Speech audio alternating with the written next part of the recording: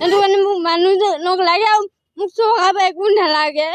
মুখ্যমন্ত্ৰী হিমন্ত বিশ্ব শৰ্মাৰ নিৰ্দেশৰ পিছতে আজি পুৱাৰে পৰা চলিছে অবৈধ স্বামী ধৰা অভিযান। মনটো আজি মানে জেলত থকা বা ইয়াত থকা বা নিজৰে বেয়া লাগে। ইমান কষ্ট কৰি খোৱাৰ পিছতো মানুহৰ ইমান লোকৰ সংসাৰখন কিয় ভাঙিব যাব লাগে। আজি ৪,০০০টা পৰিয়ালৰ চোতালত উপস্থিত হ'ল আৰক্ষী। শদিয়াৰ পৰা ধুবুৰীলৈ আৰম্ভ হৈছে অবৈধ স্বামীক ধৰা অভিযান। সেইটো কাৰণে মোক মানুহজনক লাগে আৰু মোক চৰকাৰ পৰা একো নালাগে। মই এইটোৱে জানো মানুহজনক সোনকালে উলিয়াই দিব লাগে। মোৰ মাইকী বাপেকিও দুখীয়া। সেইটো কাৰণে মোক মানুহজনক লাগে আৰু মোক চৰকাৰ পৰা একো নালাগে।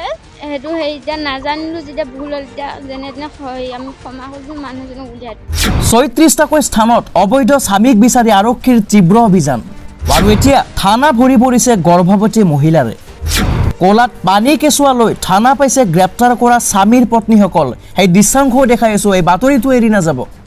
আৰু ইপিনে মাজুলীত হাহাকাৰ পৰিৱেশৰ সৃষ্টি। এতিয়া অসহায় হৈ পৰিছে মহিলাসকল।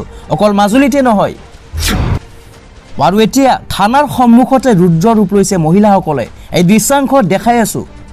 আৰু থানাৰ ভিতৰত গৈ এতিয়া প্ৰশ্ন কৰিছে যে স্বামী নাথাকিলে আমি কি কৰি খাম? হয় আমাক মাৰি পেলাওক, নহয়তো স্বামীক ঘূৰাই দিয়ক।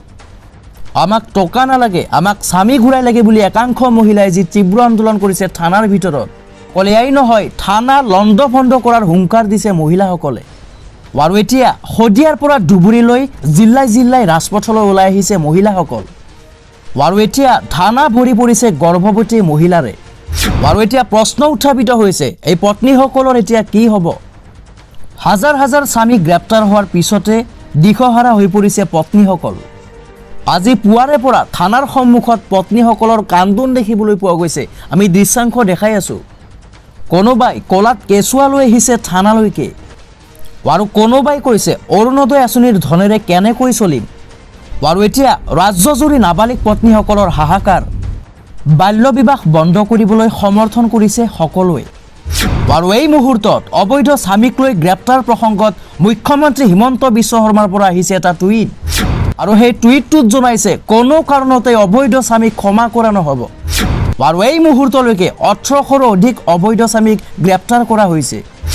আৰু বাল্য বিবাহক মহিলাৰ বিৰুদ্ধে অপৰাধ আখ্যা দিয়া হৈছে। কোনো ক্ষেত্ৰতে কাকো ক্ষমা কৰা নহ'ব বুলি হুংকাৰ দিছে মুখ্যমন্ত্ৰী হিমন্ত বিশ্ব শৰ্মাই। প্ৰয়োজনত আৰু জেল বনাম, যদি ঠাইৰ অভাৱ হয় তেন্তে জেল বনাম বুলি কৈছে। তথাপিও কিন্তু কোনো স্বামীক ৰেহাই দিয়া নহ'ব। আৰু এতিয়া শদিয়াৰ পৰা ধুবুৰীলৈকে প্ৰতিখন জিলাতে প্ৰতিখন থানাতে এতিয়া ভৰি পৰিছে অবৈধ স্বামীৰে। আৰু এতিয়া সকলোকে প্ৰেৰণ কৰা হ'ব জেললৈ। আৰু ইপিনে মুখ্যমন্ত্ৰী ডক্টৰ হিমন্ত বিশ্ব শৰ্মাই কৈছে প্ৰয়োজনত জেলৰ অভাৱ হ'লে বনোৱা হ'ব জেল। এয়া দৃশ্য আপোনালোকে দেখিবলৈ পাইছে। আজি এনেকৈ শদিয়াৰ পৰা ধুবুৰীলৈকে প্ৰতিখন থানাত প্ৰতিখন জিলাতেই এনেদৰে মহিলাসকল কান্দোনত ভাগি পৰিছে। চাওক, হাতত কেঁচুৱা লৈ আহি থানাৰ সন্মুখত কান্দোনত ভাগি পৰিছে এইসকল মহিলা।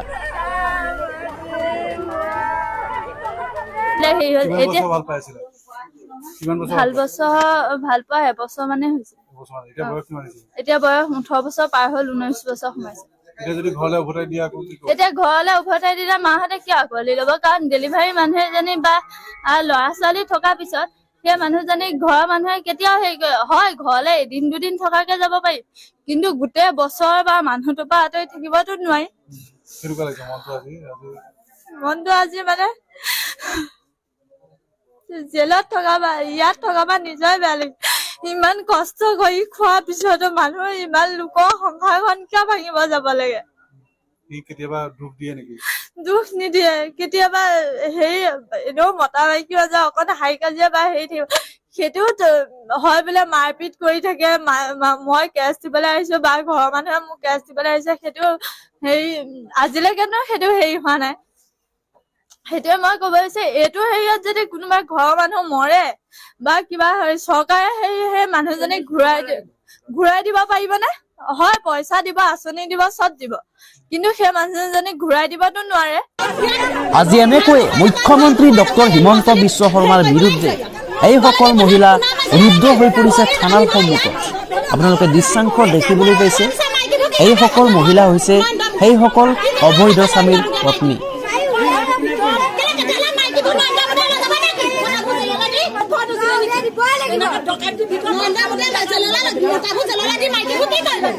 সেইটো কাৰণে মোক মানুহজনক লাগে আৰু মোক চৰকাৰ পৰা একো নালাগে। মই এইটোৱে জানো মানুহজনক সোনকালে উলিয়াই দিব লাগে। মোৰ মাইকী বাপেকিও দুখীয়া, সেইটো কাৰণে মোক মানুহজনক লাগে আৰু মোক চৰকাৰ পৰা একো নালাগে। সেইটো এতিয়া নাজানিলো, যেতিয়া ভুল হ'ল এতিয়া যেনে তেনে আমি ক্ষমা কৰিছোঁ, মানুহজনক উলিয়াই। মুখ্যমন্ত্ৰী হিমন্ত বিশ্ব শৰ্মাৰ নিৰ্দেশৰ পিছতে আজি পুৱাৰে পৰা চলিছে অবৈধ স্বামী ধৰা অভিযান। আজি ৪,০০৪টা পৰিয়ালৰ চোতালত উপস্থিত হ'ল আৰক্ষী।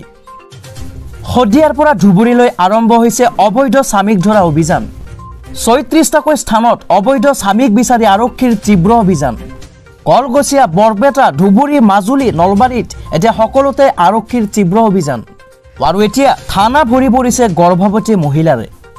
কলাত পানী কেঁচুৱা লৈ থানা পাইছে গ্ৰেপ্তাৰ কৰা স্বামীৰ পত্নীসকল। আৰু ইপিনে মাজুলীত হাহাকাৰ পৰিৱেশৰ সৃষ্টি, এতিয়া অসহায় হৈ পৰিছে মহিলাসকল। অকল মাজুলীতে নহয়, আৰু এতিয়া থানাৰ সন্মুখতে ৰুদ্ৰ ৰূপ লৈছে মহিলাসকলে। আৰু থানাৰ ভিতৰত গৈ এতিয়া প্ৰশ্ন কৰিছে যে স্বামী নাথাকিলে আমি কি কৰি খাম? হয় আমাক মাৰি পেলাওক, নহয়তো স্বামীক ঘূৰাই দিয়ক। আমাক টকা নালাগে, আমাক স্বামী ঘূৰাই লাগে বুলি একাংশ মহিলাই যি তীব্ৰ আন্দোলন কৰিছে থানাৰ ভিতৰত। অকল এয়াই নহয়, থানা লণ্ড ভণ্ড কৰাৰ হুংকাৰ দিছে মহিলাসকলে। আৰু এতিয়া শদিয়াৰ পৰা ধুবুৰীলৈ জিল্লাই জিল্লাই ৰাজপথলৈ ওলাই আহিছে মহিলাসকল। আৰু এতিয়া থানা ভৰি পৰিছে গৰ্ভৱতী মহিলাৰে। আৰু এতিয়া প্ৰশ্ন উত্থাপিত হৈছে, এই পত্নীসকলৰ এতিয়া কি হ'ব? হাজাৰ হাজাৰ স্বামী গ্ৰেপ্তাৰ হোৱাৰ পিছতে দিশহাৰা হৈ পৰিছে পত্নীসকল। আজি পুৱাৰে পৰা থানাৰ সন্মুখত পত্নীসকলৰ কান্দোন দেখিবলৈ পোৱা গৈছে। আমি দৃশ্যাংশ দেখাই আছোঁ। কোনোবাই কলাত কেঁচুৱা লৈ আহিছে থানালৈকে, আৰু কোনোবাই কৈছে অৰুণোদয় আঁচনিৰ ধনেৰে কেনেকৈ চলিম। আৰু এতিয়া ৰাজ্যজুৰি নাবালিক পত্নীসকলৰ হাহাকাৰ। বাল্য বিবাহ বন্ধ কৰিবলৈ সমৰ্থন কৰিছে সকলোৱে। আৰু এই মুহূৰ্তত অবৈধ স্বামীক লৈ গ্ৰেপ্তাৰ প্ৰসংগত মুখ্যমন্ত্ৰী হিমন্ত বিশ্ব শৰ্মাৰ পৰা আহিছে এটা টুইট। আৰু সেই টুইটটোত জনাইছে কোনো কাৰণতে অবৈধ স্বামীক ক্ষমা কৰা নহ'ব। আৰু এই মুহূৰ্তলৈকে ১৮০০ৰো অধিক অবৈধ স্বামীক গ্ৰেপ্তাৰ কৰা হৈছে। আৰু বাল্য বিবাহক মহিলাৰ বিৰুদ্ধে অপৰাধ আখ্যা দিয়া হৈছে। কোনো ক্ষেত্ৰতে কাকো ক্ষমা কৰা নহ'ব বুলি হুংকাৰ দিছে মুখ্যমন্ত্ৰী হিমন্ত বিশ্ব শৰ্মাই। প্ৰয়োজনত আৰু জেল বনাম, যদি ঠাইৰ অভাৱ হয় তেন্তে জেল বনাম বুলি কৈছে। তথাপিও কিন্তু কোনো স্বামীক ৰেহাই দিয়া নহ'ব। আৰু এতিয়া শদিয়াৰ পৰা ধুবুৰীলৈকে প্ৰতিখন জিলাতে প্ৰতিখন থানাতে এতিয়া ভৰি পৰিছে অবৈধ স্বামীৰে। আৰু এতিয়া সকলোকে প্ৰেৰণ কৰা হ'ব জেললৈ। আৰু ইপিনে মুখ্যমন্ত্ৰী ডক্টৰ হিমন্ত বিশ্ব শৰ্মাই কৈছে, প্ৰয়োজনত জেলৰ অভাৱ হ'লে বনোৱা হ'ব জেল।